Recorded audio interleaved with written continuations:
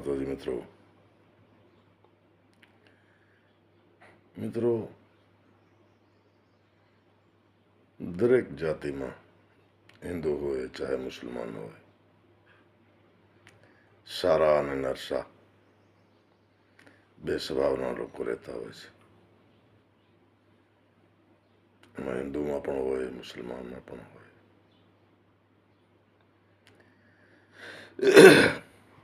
તો આપને તો ખબર જ છે કે મારી જન્મભૂમિ પાકિસ્તાનનો નગર પારકર છે. ત્યાં વડીલો પાસેથી એક સાંભળેલી વાત. મિત્રો, પાકિસ્તાનમાં મુસ્લિમોમાં જ એક જાતિ છે હુર. એને હુર કહેવામાં આવે છે. હવે હુર જે છે એ વધારે પડતા પીર પાગારો સાહેબને જ માને. એ આદિજાતિ છે, જેમાં આપણી હિન્દુસ્તાનમાં આદિવાસીઓ છે એવી રીતના ત્યાં જંગલમાં એક રહેનારી જાતિ છે હુર. એમનો વ્યવસાયમાં લૂંટફાટ, ચોરી, ડકેતી, ખૂન, 5-10 રૂપિયા માટે માણસનું ખૂન કરી નાખે. આવે એ જ્ઞાતિ. મિત્રો, મારે જે વાત કરવી છે એમાં ઘણા બધા સંદેશ છે. હવે એક બાવાજી એટલે છે કોઈ સન્યાસી નહીં, ઘરબારી બાવાજી, જેમ આપણે અહીંયા ગુરી, પુરી, ભારતી, સંસારીઓ બાવાજી હોય છે, એવા જ એક સંસારી બાવાજી. અને જૂના વખતમાં દુષ્કાળ પડેલો એટલે બાવાજી જોડી લઈને લોટ માંગતા માંગતા એક ગામથી બીજે ગામ, બીજે ગામથી ત્રીજે ગામ આવી રીતના નીકળી ગયા. એ વખતે આવો કોઈ સાધન, બસો કે એવું તો કાંઈ નહીં, પગે ચાલીને જવાનું હોય. એટલે જ્યાંથી લોટ મળી જાય 2-4 ગામનો, એટલે લોટ વેચી નાખવાનો, ફરીને પાછું માંગવાનો. આમ માંગતા માંગતા ઠેઠ હુર પ્રદેશમાં નીકળી ગયા, આદિવાસી ઇલાકો. હોરોના એરિયામાં જતા રહ્યા. હવે મિત્રો, હોર જે છે ને એ દિવસે કૂતરા લઈને શિકાર કરવા જાય અને સાંજે આવે જે કાંઈ શિકાર મળ્યો લઈને. અને એક તમને બીજી વાત કરું, હુર જે છે એ એમની ખાલી સ્ત્રી પાત્ર જ ઘરે હોય, બાકી કોઈ વૃદ્ધ હોય ને નાના હોય તો ભલે, નહીં તો જેટલો કામ કરી શકે એવો માણસ હોય ને બધો સીમમાં જતો રહે, જંગલી વિસ્તારમાં. હવે 5-7 કૂતરા લઈને જે ઘરનો માલિક હતો એ શિકારે ગયેલો. અને બાવાજી ફરતા ફરતા ફરતા ફરતા એને એમ કે અહીંયા લોટ મળશે. એટલે હુરનો જે વાંઢિયો હતો ત્યાં જઈ ચડ્યા. અને જઈને જે કાંઈ અલેખ કે આવું કાંઈ કીધું હશે, ઓલી બાઈએ તો એણે કીધું, બાવાજી ભાગવા માંડ, મારો ધણી શિકાર કરવા ગયો છે, હમણાં આવશે અને કૂતરા તારા પગ ઊંઘીને વાહે થશે ને તને મારી નાખશે.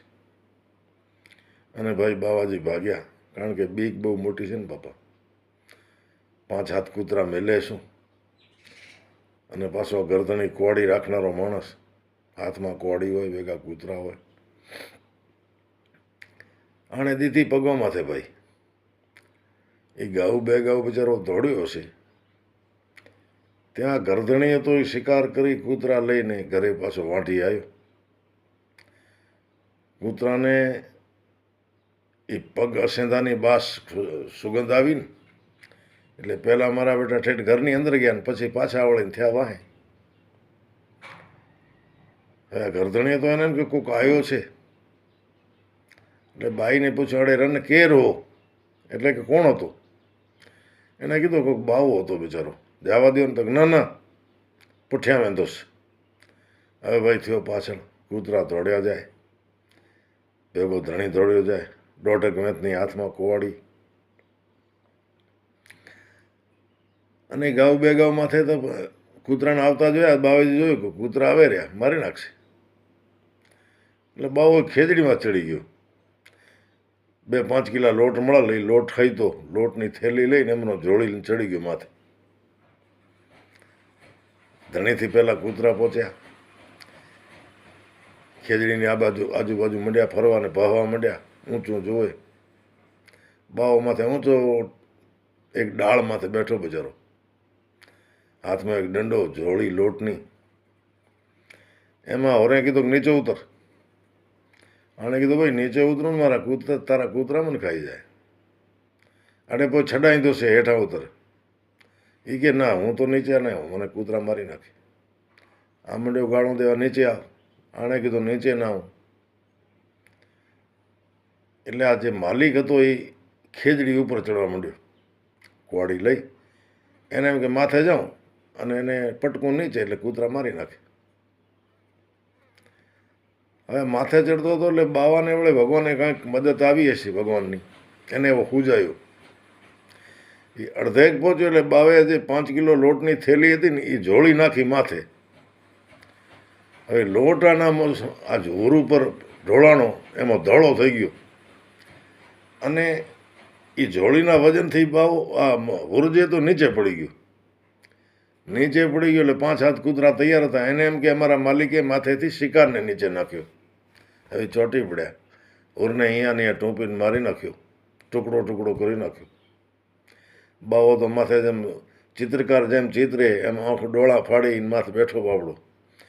એને એમ કે આજ જો જીવતો જાઉં ભગવાન કરે તો આ પાકિસ્તાનમાં રહું નહીં કોઈ દી. અને મિત્રો એ કૂતરાને મારી અને પાછા ભાગ્યા. 1-2 કલાક તો બાવો તોય બેઠો રહ્યો. રાત પડીને ઉતર્યો નીચો ને ભાઈ મેલ્યા છાડ્યા પગ. એ દોડીને હવારમાં વહેલો હિન્દુસ્તાન વેળો થઈ ગયો. વળીને કીધો પઠા થારી દીકરી જો થારી જાત્રે આવો. વળીને કોઈ દી આવો નહીં કે.